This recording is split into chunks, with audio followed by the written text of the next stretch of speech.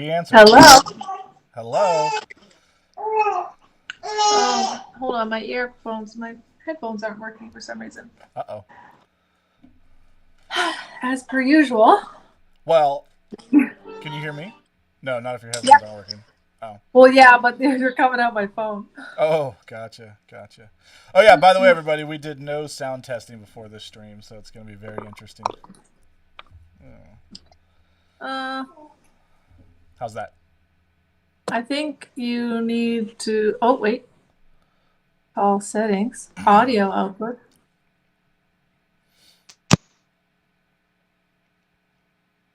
Oh, we lost her. Can you hear me? Yeah, can you hear me? Yes. Hi. I can't see you though.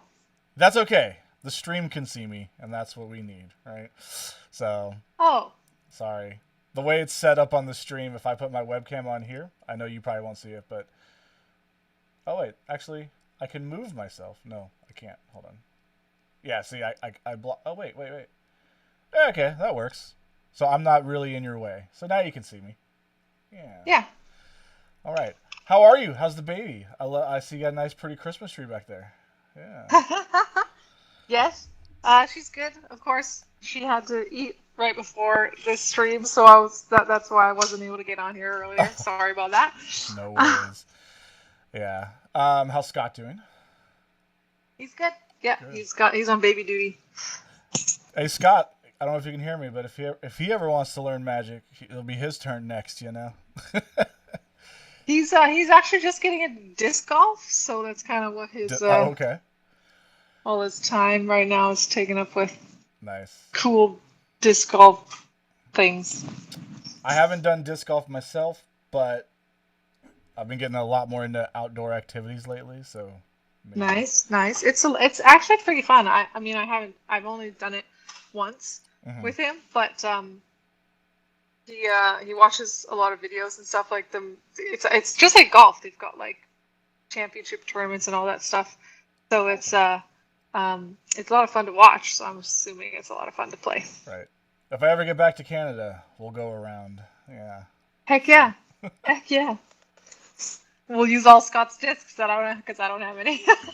Yeah, he'll have to share with all of us. So community disc. All right. Well, it's always difficult having a friend on here because I know, I try to ask questions, obviously, and I know most of the stuff. So it's like, should I ask that? But I have to remember that a lot of people probably don't know these things. Thank you for that subscription, Chubby Viking. So a lot of the stuff you and I have talked about, but the interview thing would be pretty short, but just a few things about who you are, what you are. Heck yeah. All that fun stuff. But I actually, so funny enough, I wrote down some questions, kind of curious for myself. Whenever I interview artists, I always, for me, it's like an opportunity to pick their brain and, always something to learn. How you approach things, what you do in certain situations, or all that kind of stuff. But I want to start from the beginning. So Brittney as the singer, right? Like, where did you start singing, man? Or like when you're just like, I want to sing, like I want to try this out. Actually, kind of. Well, I was just really young and I was singing. Well, I was like humming or whistling. I think I was humming. The song from the movie that we had watched the night before at daycare, and my mom came to pick me up, and the lady, the caretaker or whatever, was like, "What is that song?" And because my mom was late, coming home to get me after work, so I was the last kid there, and I was just like playing by myself at one of the little tables or whatever, like humming or singing this song, and the girl was like, "What is this song that she's singing? She's been singing it all day." And my mom recognized it right away because I was, I was actually able to sing it. And she's like, "Oh my God, that's the theme from the movie that we were watching last night. Like, holy cow!" And she's singing it like perfectly. Like, oh, okay, well, I guess I got a singer. And so as soon as I was old enough, she put me in community choir, and it was like just choir all through my youth and high school and university. And then decided to take my love of metal into something a little more serious and started a metal band. Nice. So before we get too far there, do you remember what movie it was? Yeah, it was Empire of the Sun. That, like, Christian Bale's first movie when he was like 8 years old or something like that. He was in a boys' choir in the movie, and they sing this like super epic song. I think I still know it, dude. I can't think of it right now. Do do do do do do do do do do do do do or something like that. I think. So yeah, great Okay. movie. I've watched it many many times since then. It was a Hold on a second. 1987 epic coming-of-age war film directed by Steven Spielberg. Okay. Ooh. I have not seen this, but now I want to watch it just for that. So if anyone else is curious, Empire of the Sun with 8-year-old Christian Bale. Oh, here's a picture of him. Yeah. Yep. He's so cute. He looks exactly the same. That's hilarious. Yeah, Yeah, and super cool. so when did metal come into the mix? Has that always been since an early age, or discovered it on your own? Well, it was mostly I mean, my brother was into heavier music. So actually when I was like 8, I think. Whatever year, oh, shut up, Siri. Whatever year Countdown to Extinction came out, Megadeth, Okay. he ordered it. Does anyone know that year? Yeah, I don't. But I think I was 8. And Chad ordered says it 1992. from. Yes, okay then. Hi, Chad. And it was my dad was a big fan of that Columbia Records thing, so he would always order a couple things and let us pick one. And my brother picked that and listened to it and liked it, but was kind of like, I don't know, you might like this more than I do, so have a listen. And I totally fell in love with it and would play it like over and over again on my little purple boombox in my bedroom. And like Countdown or Symphony of Destruction was just like the raddest song ever. And I don't know, I just loved it. Fell in love with heavy metal and mostly listened to what my brother kind of, because he was 3 years older than me, had a better grasp on music, how to find new music, and so he would bring home stuff like Tool or White Zombie or a lot of different bands, and I would listen to them and steal the CDs from his room and stuff, and then kind of in high school I kind of got out of it a little bit, but then someone introduced me to Iron Maiden when I was 18, and then I was like, oh yeah, I love heavy metal, like I totally forgot about this, and then it was just like heavy metal there on out. Yeah, that's awesome. Yeah, going back to Symphony of Destruction, I love referencing songs like that. Because as much as like, the metalheads or whoever, we love to talk shit on the simplicity of like Symphony of Destruction or Enter Sandman. Those are the fucking songs you got to write, man. How many kids are hooked? Good. I mean, from the opening, you're just like, oh, what the fuck is that? Like, it may be simple, but they know what they're doing. You know what I mean? Dude. There's a reason. So good. And it may be the most overplayed metal song in the world, but any metalhead's lying if they're not feeling that riff to Enter Sandman when it comes on, even if it's silently. And and it's standing the test of time, right? Exactly. It's still relevant today. People are still listening to that, still discovering that record, and falling in love with metal thanks to it. Yeah, really cool. Like when I was teaching guitar, I stopped back in January, but all the little metalheads circling in, and it's all the same shit. And then you remember when you were a kid, like, damn, it's like you said, it's still hooking the little metalheads. Symphony of Destruction. It was actually kind of cool seeing it. Like Death, surprisingly, was a big one. We're a little off topic here, but a lot of little kids I've noticed like Death. I was like, that's cool, man. I'm glad to see Death still getting picked up by the younger generation. Nice. Hold on a second. I'm gonna. I don't know if Neil. Do you know if anybody did an announce on our Discord server?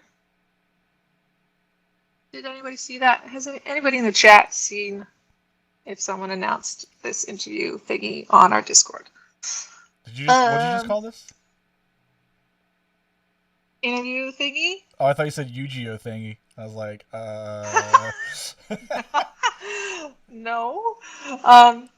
But yeah, I can't remember what it was that I was listening to or whatever, but the Lars interview section of this thing, he was like, they're still selling like 500 copies a week in North America of the Black Album.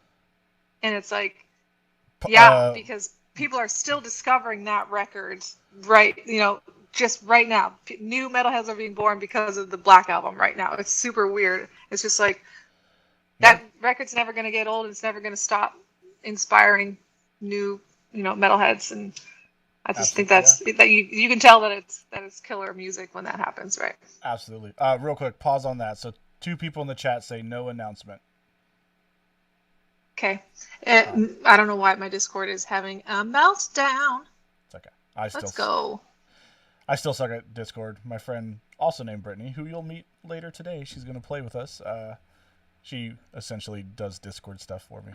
So, but oh, awesome. Yeah, I think, but yeah, the Black Album, I think, is still the top selling metal album every week, and it came out 30 years ago. Yes, that's insane. Absolutely. Hate all you want, but you can't beat that.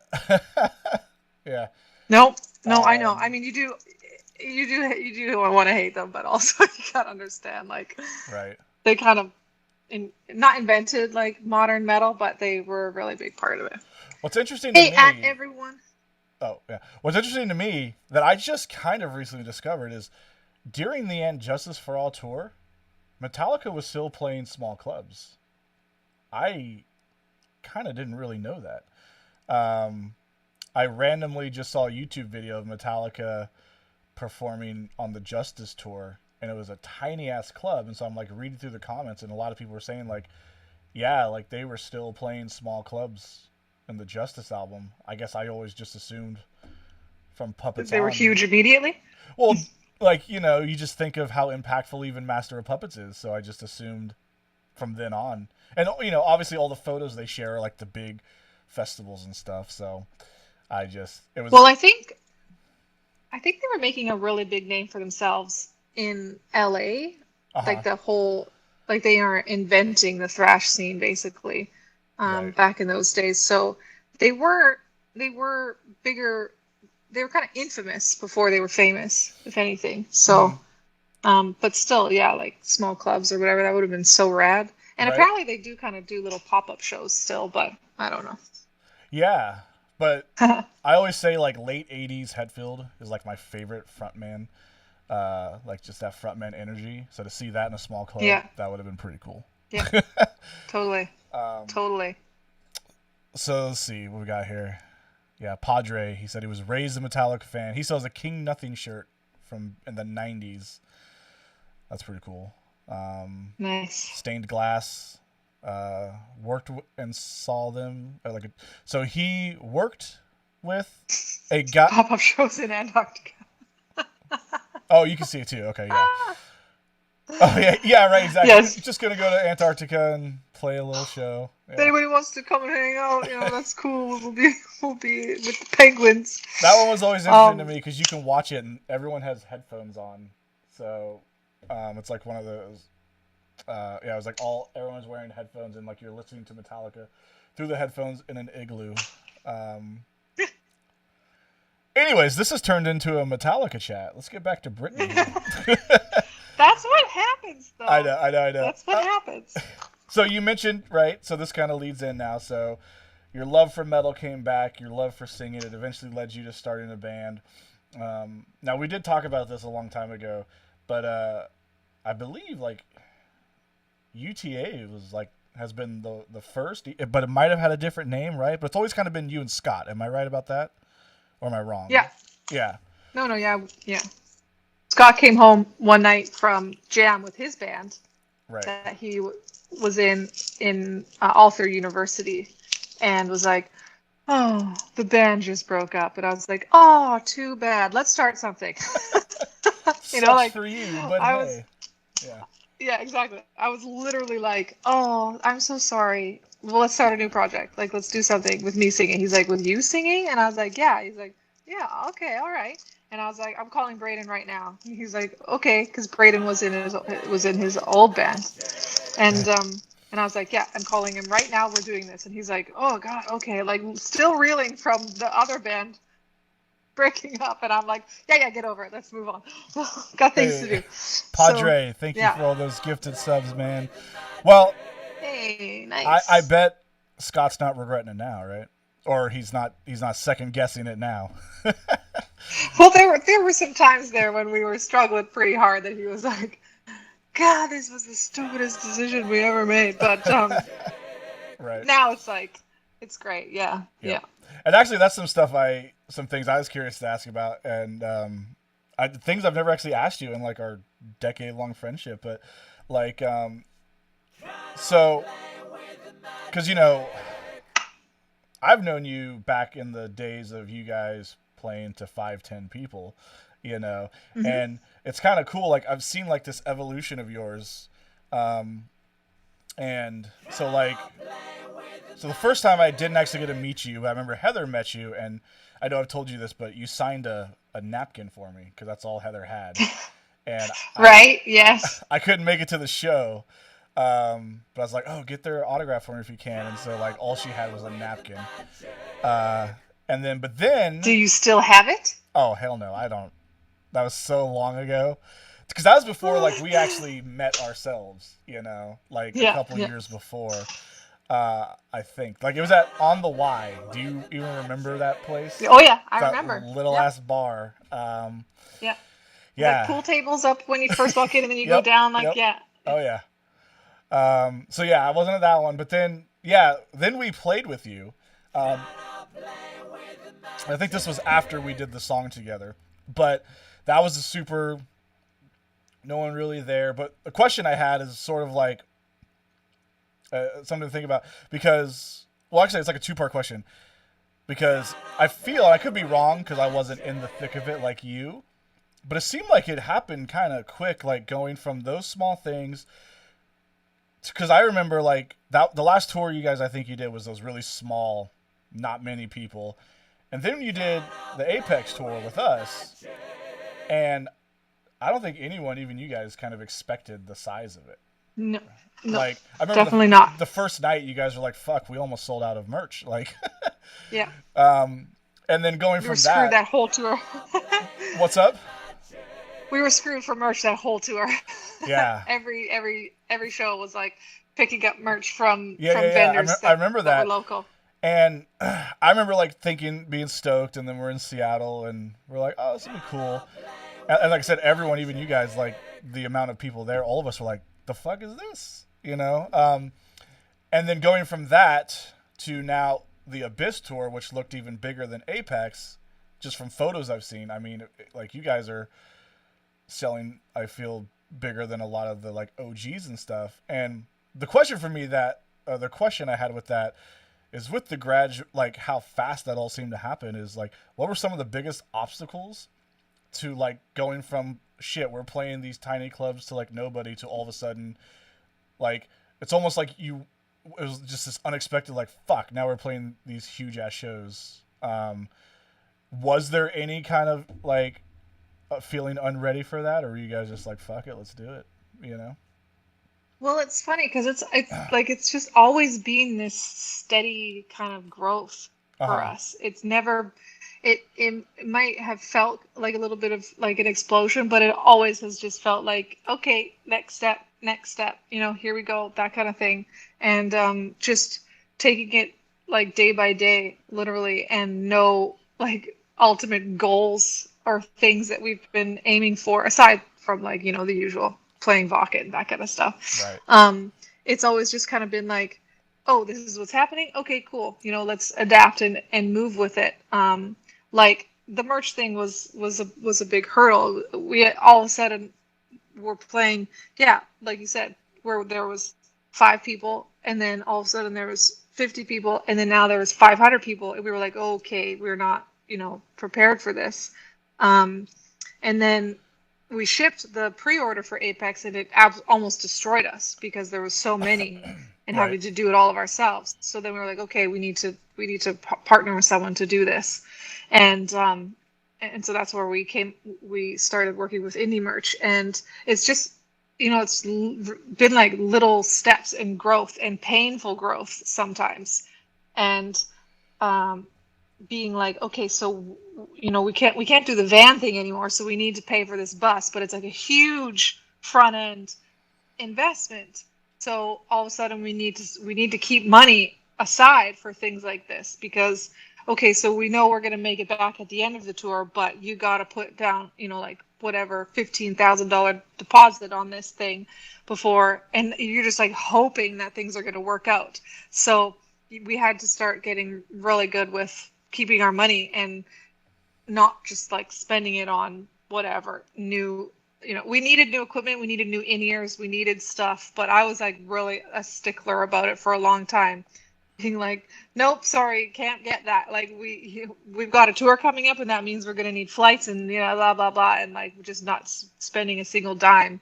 And Right. then it's been really good with Indie Merch as well, because they and Napalm actually fronting us the merch, and then we can pay them when we get the money back, and so that was really kind of the biggest. It's just like growing to the point where you can step back and see what it is that you are, and then be like, okay, now we need to adapt how we do things because of that. It didn't feel like all of a sudden, and it's always just kind of been that way. Like started with touring Canada, then we started touring the States, and those were like absolute failures at first, but now it's doing pretty good, and just No. kind of day by And day.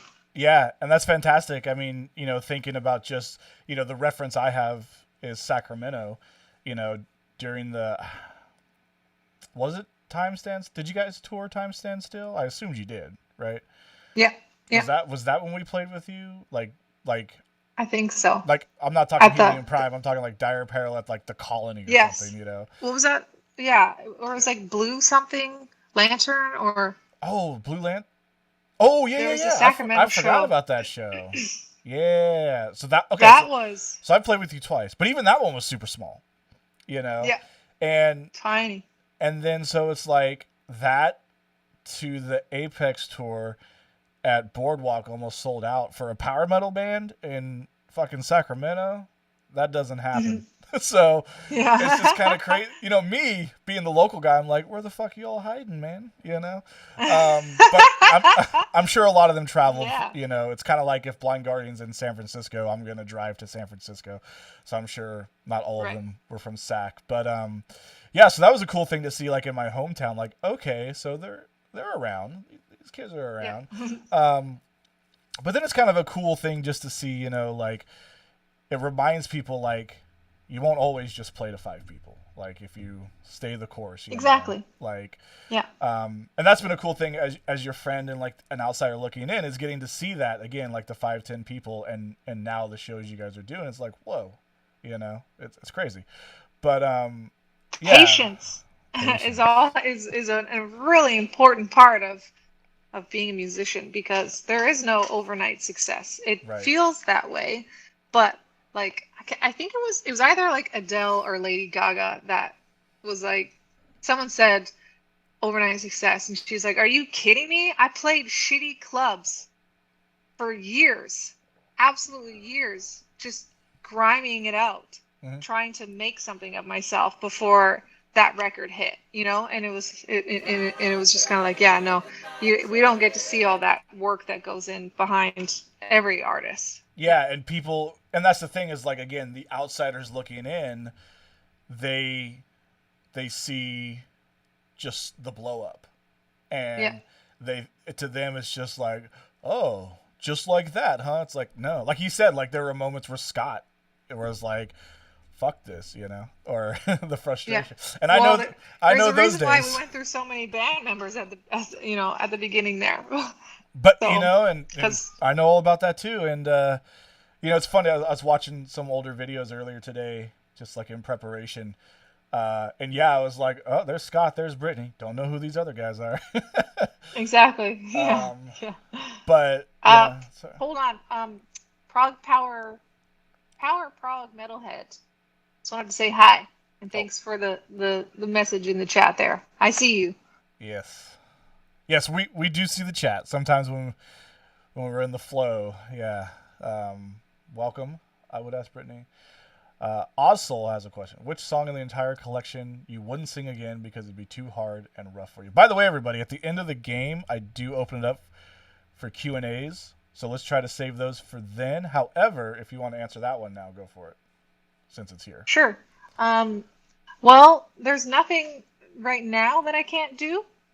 Um, it just would take more work is all there is to it, basically. Abyss, we changed kind of our our style a little bit, and they wrote it on 8 string, and it's a different key, and or 7 string, or who is it that had that 8? No, anyways, 7. 7. I was like 8. Well, And no, so it was like it was different. It was in an easier key for me, so I can pretty much nail all that stuff. But Apex, like Earth and Ashes, is really hard. So and 10,000 Against One is kind of difficult, I but wanted to hear that I can song do live them. so It's bad, and then of course you finally do it when I don't get to see you. Yeah, I know, on the boat. Yeah, Um, and we did it. It was in the set list for the tour that never was, the COVID tour with Dragon Force, I ooh, that think, if that I remember reminds me. I correctly. wanted to back up. Yeah, but yeah, um, but yeah. So Earth and Ashes. So is there a song? I don't know how to word this right. Is there a song that like you don't want to do live, but almost feel you have to do? I don't know if that's a question to answer. Like I always wonder if there's like a song where it's like, fuck, we got to play this song, but I'm so tired of playing this song. Yes. Are we allowed to know, or is it a secret? Well, You can tell me it was privately. everyone else is like so done with General of the Dark Army, and so we stopped playing that one because we were just like, this is an era that most of the new fans don't even know exists. Right. So it's like yeah, like the last 2 or 3 tours we haven't played it, I don't think. Whereas it used to be like always in the set, always. Right. And That brings up another good question. What? Because I know you probably don't play too much from the older back catalog, but is there a certain song from the older catalog, like first 2 albums, that you will always want to play? yeah, I mean there was a few that I always loved. I love Four in Hand. I don't know why, I just love that song. Honestly, if I could go back and redo the whole first album, I could just crush that shit now, and it would just be so much better. I was such a noob and an amateur in the studio when we recorded Behold, and I could not do in the studio what I could do live. It was like two completely different people, basically. I remember Crypt. General of the Bucket Helmet. Sorry, yes, yeah, Bucket Helmet. Hey, our costume designer worked really hard on that thing, so you guys need to go easy on them. But anyways, it was like all the time people would come to our shows, and they were small, but in Canada lots of people were sort of in our they were our fans in the Behold era, so they would hear the record and then they'd come to the show and they'd be like, whoa, like you are way better live, and that is rare, like that is weird that you to be different, so different live Right. and better. And I was just like, yeah, no, I know, I suck at the studio. And it was, and then even Demons, like at the end of it, I was just like, like so many things I would have done differently. So many things I would have just spent more time trying to nail, and I'm gonna throw it so out. that. Go ahead. Sorry. No, that's No. basically it. I'm gonna throw this out here on the stream. One day, box set re-recording of the first 2 albums with Grant Noonan. There it is. Oh, dang. Yeah. But the thing is that, do you ever hear like redos? Buddy, you need to shut it. Can you guys see him there on this thingy? Oh, Oh, no, maybe kind, not. little bit, barely. Yeah. Hi, kitty. Buddy, he will not stop yelling. Um, when you hear like a band do a remaster or complete re-recording, it just doesn't hit the same because it's like you fell in love with that version, and even if it was flawed, Now, like Queensryche wanting to redo Queen of the Reich, like apparently Jeff Tate was never happy with how he did that, and it's like perfection to me. And if he re-recorded it now, it would be garbage. I just I don't, you know what I mean? I mostly agree with you, but there's one album that I stand by that it'll never happen because it's so iconic, but I would love a redo of it, and that's Ascendancy by Trivium. Just Oh, okay. just because I absolutely love Trivium, I love Matt, but I wasn't into his younger vocal style, and I just feel, look at that big bite from Brittney, everybody. She tried to hide it, but we saw it. No, I'm not hiding it. It's just it's really crummy, and if I don't do it over the desk, it'll get all over me. But It's a donut. like when I hear those songs played from Ascendancy live now, they just hit so hard with how much his voice has developed since they put that album. You know, he was a little kid when they did it. And so that's like my one album that I would love a complete re-recording of, and I think it'd be better. But speaking of, it's sort of, I mean, I feel you. It could, like, absolutely. I do Demons I do like and Behold, like with Jacob's production too, would be rad. yeah. I do like the Blind Guardian re-recordings they did of like The Hobbit and stuff.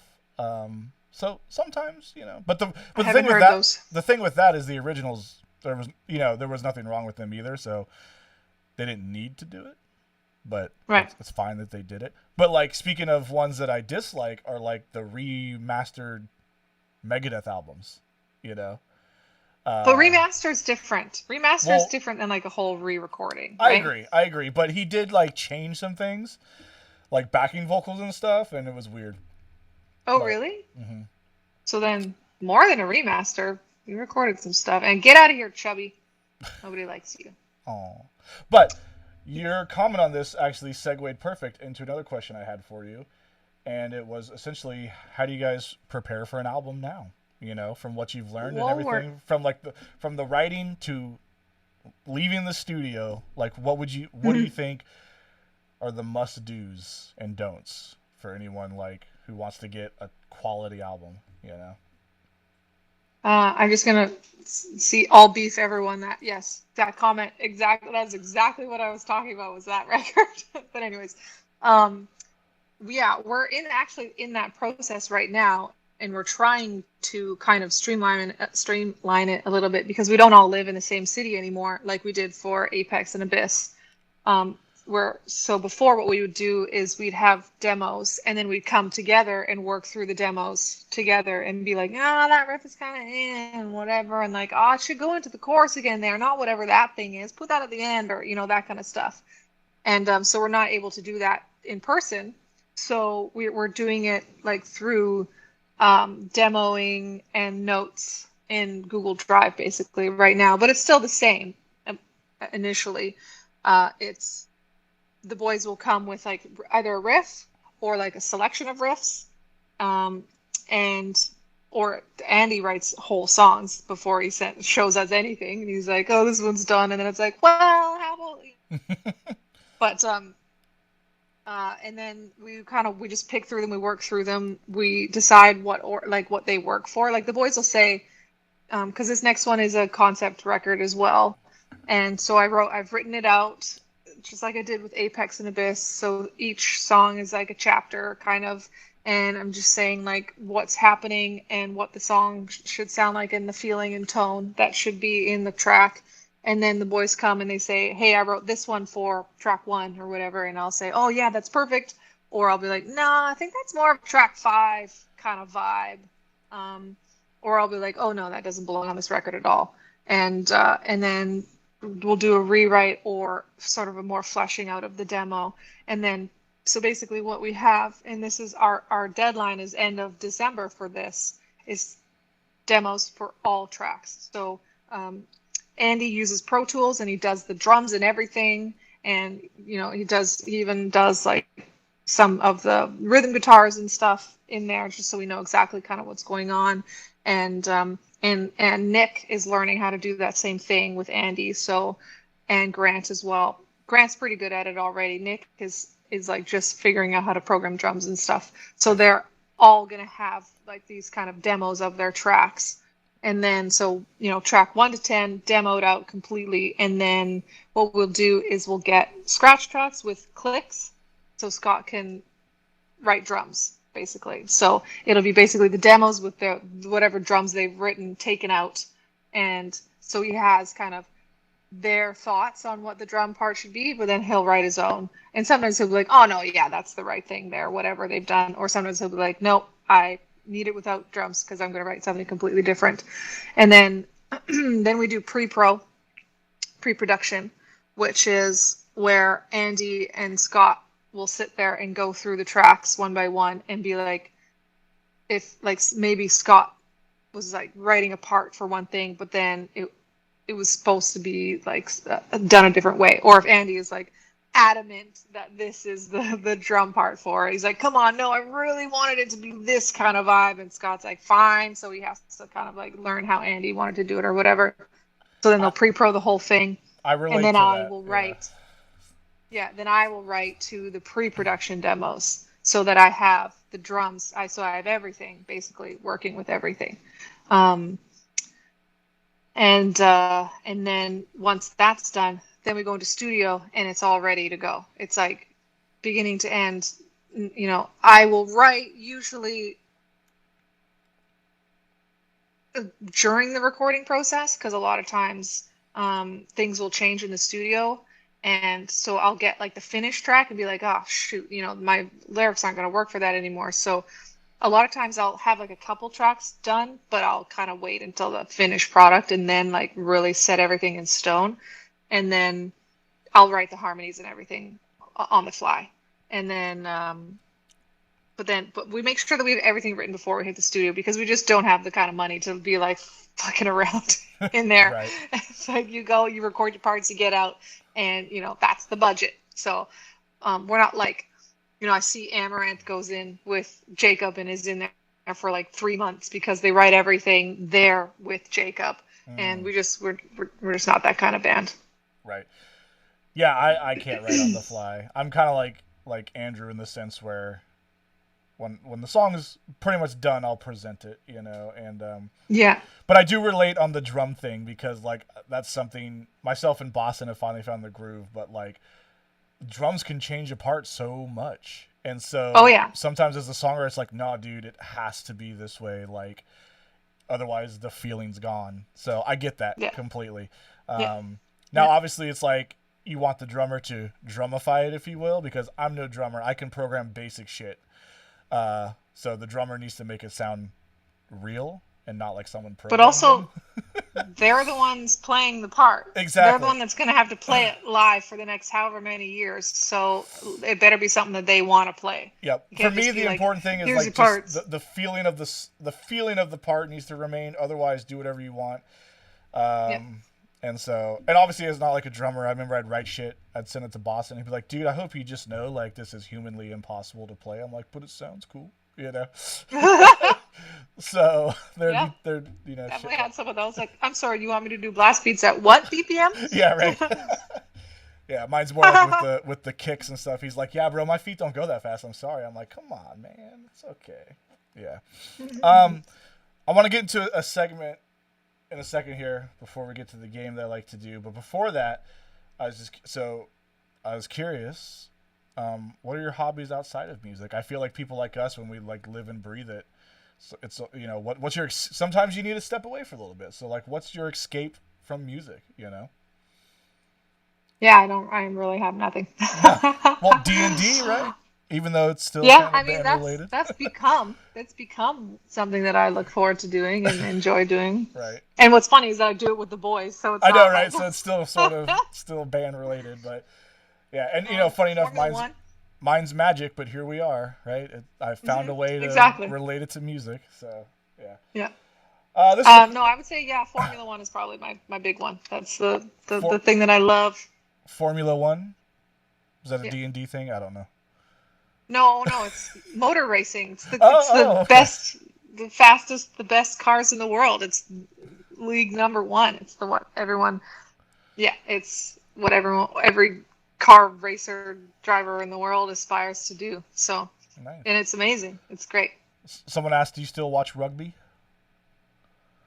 Yeah, sometimes actually. They're doing qualifiers for the World Cup right now. So I've been watching highlights and stuff on YouTube. I'm not paying for any of those bloody subscriptions because they're so expensive, and so I'll watch the games later. I think our CBC will do full recordings of the games like way after. So I can't watch anything live, but I will watch the World Cup for sure. Awesome. And then of course, gaming. I can't remember who put that in the chat, but Scott and I just started playing God of War. Oh, I just finished that. It's so good. Dude, so good. Yep. We were like, okay, well, we want to play Ragnarok, but we got to play the one before. Oh, okay. So we bought it with the Black Friday sale. And, this is like the first one. Not the first one, whatever that was back in the day. Yeah. The first good one. Whoa, we're they're all playing good. it right now. So, funny He's enough... actually playing it right now. I don't know if you guys can see it. Oh, is that Ragnarok? Yeah. We're fighting a Valkyrie. Okay, so that's the 2018. So funny enough, speaking of that, when we first met, we did, or like officially we did the single together, Queen of the Galaxy. On that EP, the first song is based on God of War. So there's really? little tidbit. Yeah. So I've been playing God of War since the first game. Yeah. Like the first one, whatever it was. Back then 64? No, PlayStation. I think PlayStation 2. Yeah, PlayStation 2 was the first one. But I bought I think it was the PS3, maybe? And one of the God of Wars came with it. And I played it and it wasn't really my thing. There was too much press triangle to defeat this giant whatever. Yeah, a lot of the original series is very much just fucking just kill everything, like that's as in depth as it gets. You're either sad or angry and you're just slicing people up, Yeah. But I still enjoyed them. So all right. So the question I always ask my guests, but I know the answer, but you can tell everyone here. How did you get into magic, Brittney? You. Oh, whoa. Yeah, so I think every game you've done so far has been with me, so yes. Yeah, exactly. I mean, I played through the Epic Games or whatever it is, that one by myself a few times, and it was really fun. I really liked it. But no, the only like real games have been with you. Awesome. Okay. Hence why I just bought my first Commander deck yesterday. Yep. I'm getting her ready, everybody. Yeah. All right, so what I like to do is we're going to watch some videos of yours on YouTube. I think you got the stream open, yeah? I do. Do you? You're able to look at the chat, so I'm assuming, Yeah. So I'm going to play some videos, and if you want to just give some commentary on them, that'd be awesome. So speaking of the old days, the first one I got here, Dawn of Ages. The reason I picked this one to watch, so this is actually how I first discovered you guys. I think I've told you, but really? Stu Block actually shared this video way back in the day. And I was following Stu Block because I think he had just joined Iced Earth or something. So obviously, and I liked Into Eternity before that and stuff. So man, this might have been fucking MySpace days. I don't even know, but yeah, definitely MySpace. Yeah, so he shared this, and that's how I discovered you guys. And the videos. It's still a very humorous video. Well, I was gonna say there's a cameo in it, but someone in the chat gave it away already. So Grant Squatch. Yeah. So I'm gonna play this video. If you anything you want to point out in it or whatever. If not, we'll just. You should scroll down to the description and see if MySpace is still the link that we put in there. I don't know if I've ever updated this one. I know I updated some of the old here ones. Here it is. But... MySpace. Still there. Oh, wait, can you guys see it? There it is. That's hilarious. You guys want to check out the Unleash the Archers MySpace page real quick? Wow. Ooh, look at that. That's all we got. Is it even gonna? Oh, here we go. I don't think it's even gonna load, is it? Oh, wow. Hilarious. A new cover, 2014. Oh, like a cover image. A cover image. Okay. Oh, I was like... Yeah, I was like, what cover did you do in 2014? That's hilarious. Yeah, MySpace still works? Yeah, I don't. Look at it, though. That's crazy. They had to think of a way to get creative, so you scroll to the side instead of up and down. That's so dumb. Puts them apart from everybody. Oh, yeah, because no one is doing that because it's dumb. So here we got Scott, Brittney, these gentlemen. Zach and Braden. Zach and Braden. What are you guys doing? Oh, dude, I just got outed that I'm not subscribed to Unleash the Archers. Hold on. Fixed. Oh, nice. I guarantee you I am. I have like 6 YouTubes, okay? I'm sorry, guys. Don't you love this? It's like all these things and then bacon. Yep. Why isn't the bacon in the cooler? I actually noticed that earlier. I was like, they're just throwing the bacon in the back. All right. Like last minute bacon choice. Yeah, dude, this van was life. The Vangina, because it was dark pink on the outside and bright pink on the inside. And then we had the SNES hooked up in there. Oh, dude, we had so many tours in that van. So many. Really good times. Then it got cubed. Finally died. My boots stand out in the video. What is even worse is that I'm not wearing glasses. And I just cannot look at my face without glasses on. I just look like such a weirdo. Like, every time I see music videos, I'm like, why am I not wearing glasses? I never even noticed myself. Right? So funny.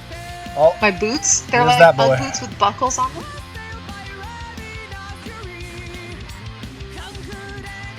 Oh man, we worked so hard to try and come up with a music video idea. How bad is your vision? I'm not too bad. Mine is 3.75 on both eyes. Oh, they do look comfy. Yeah, because they were Ugg. Spent that money until I discovered that there are what's the word? Fake Uggs out there. I love the everyone's going off to do their task. Going on, man. Yeah, right. He still. Oh no, he doesn't have that tooth anymore. He's got a different yellow tooth. Like bird watching. Why? We were trying to come up with like what are the things that you're gonna be doing? Scott's like, I'll go fishing. Zach's like, I'll cut down a tree. Braden's like, I'm gonna make bacon. That bacon that's been out all night. Yeah. Exactly. I'll go bird watching, I guess. When will Nick's Crocs feature in a video? Soon. Very soon. Yeah, minus 3.75 newts. It's bad. Beef jerky commercial with Bigfoot. Oh yeah. Yeah, I think I remember those. This is Canadian bacon though. Oh, is it? Oh, okay. I don't know. Look at how big those binoculars are. I borrowed them from my dad, and they're like so big. Who would have those? I have like bird watchers. Yeah. Insane. Those are more like I don't even know. Star watchers. Let's see the buddy. Dads would have them. They would. Does that mean that you have them, Chubby? Oh, that shot right there. And this is the greatest scene cut ever. When our buddy said that he could do that, he's like, we'll have Grant cut across the screen, and then that will be the cut to the next scene. And we're like, oh, cool. And then this where he like puts the video on the old school TV. We just pinnacle of high-end effects, special effects here. So funny. And it's like, how did you get a VHS whatever of us of our music video anyways. Right? Yeah. And that's the loading dock of the place where we used to live. We lived in above like a marble showroom, and so the flooring it was like the offices for the showroom that we converted into apartments, and so each bedroom had a different kind of like marble flooring and granite flooring and like crazy flooring. It was hilarious. I love your microphone quote. I know, right? And he's playing on like the crappiest little guitar. And Zach on the stick and bucket. So funny. Oh man. Oh, Sasquatch. We all lived in that place together. This is it here. Oh really? Such Nice. just a shitty apartment that we built ourselves basically. That's awesome. But we could jam in the living room, and that was great. We'd just knock on each other's doors and be like, "Hey, you want to jam?" I'm like, "Yeah, sure. Nice. Let's do it." I love it. So I'm gonna play one more. Grant's room was a closet, yes. Oh yeah. It was the boiler room, actually. Oh god. I'm gonna do one more. Did you have a preference, a video you're really proud of? You might want to share. There's one I've always liked, and I just thought it was so. You're the Mad Max video, as we call it. Oh yeah.